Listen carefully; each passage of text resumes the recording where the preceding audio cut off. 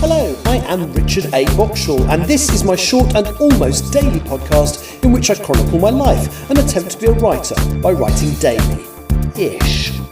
You're listening to the diary of a wannabe writer, Season 3. Hello, today is Friday the 26th of June 2026. Welcome to the show. And I've got some special news. I've not asked permission to mention names here, so I can't. But one of my Twitch stream followers has told his son that on the occasions, if this podcast comes on and I've done some writing, he will get his kid an ice cream. Well, your kid gets an ice cream today, if you're listening, because I've actually done some writing. Oh my goodness. And it's all Tani Campbell's fault. And I mean that in a very nice way. So today has been, a bit like yesterday, ludicrously hot. I came downstairs, I didn't even have a shower. I just kind of threw some clothes on and thought, well, I'm going to see Tani later. It would be better to have a shower just before I do that. So I came downstairs, didn't have breakfast, stupidly, not sure why, and watched some episodes of Last of the Summer Wine.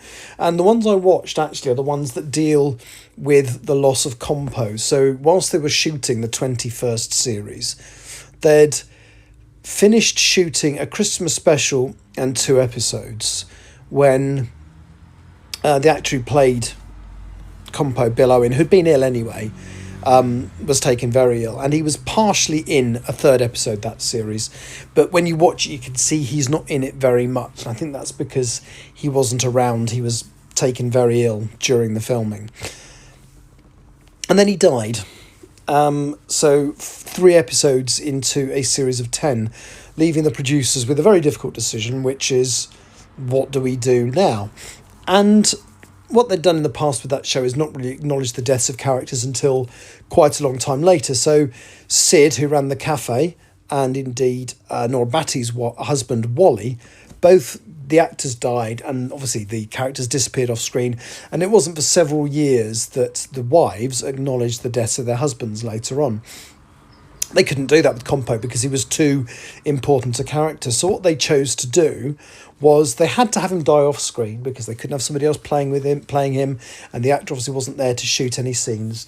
So they had him have a heart attack off screen and get rushed to hospital and pass away. It's the only way they could have done it. And then what came next, basically, so there's that episode and another 2 that are possibly the strongest in the series because they're amusing, they're not laugh out loud funny, there's some absolutely beautiful mournful moments because it felt real. You actually felt, particularly Norman Clegg, who I've always felt was a bit of a nothingy character, you know.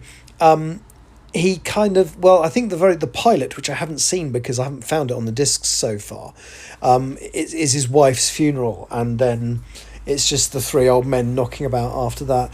And apart from making him scared of women to an unrealistic degree as the series has gone on, I didn't really feel that Norman Clegg was that defined a character. But you then realise he was the one who was really Compo's friend. You've had all these other characters coming in. You've had Cleggy and Blamire and what was the other guy's name?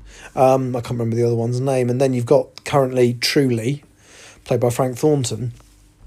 But his mate consistently throughout all of the 20 series before this was Cleggy, and they go into the hills and just shout goodbye Compo, and it's not funny, but it was really emotional. It felt really real, and it's a shame that the best episodes of the series were those, because actually the funeral episode is pitch perfect. It's got some funny bits in it, it's got some sad bits in it.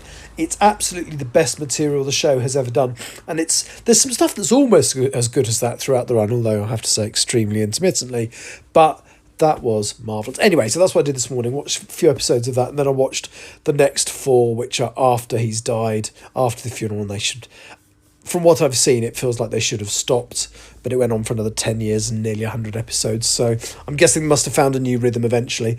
But anyway, after that, I did a bit of work on my music podcast, And then I'd agreed to go and meet Tani Campbell in Milton Keynes, and I took my laptop with me, and we sat and did some writing. And she was doing some work on a short story and a plot plan for her next book, Book 9 of the Bow Street Society books.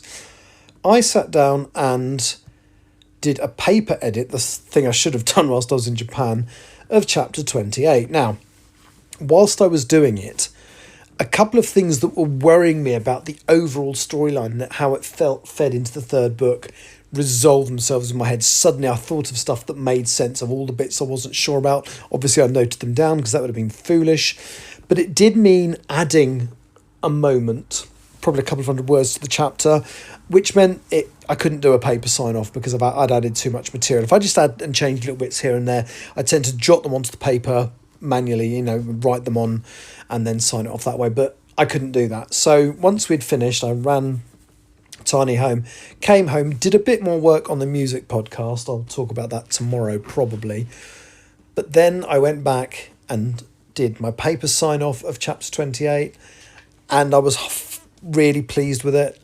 And I've also done a Grammarly check. So having done almost nothing for God knows how long, chapter 28 is signed off finally.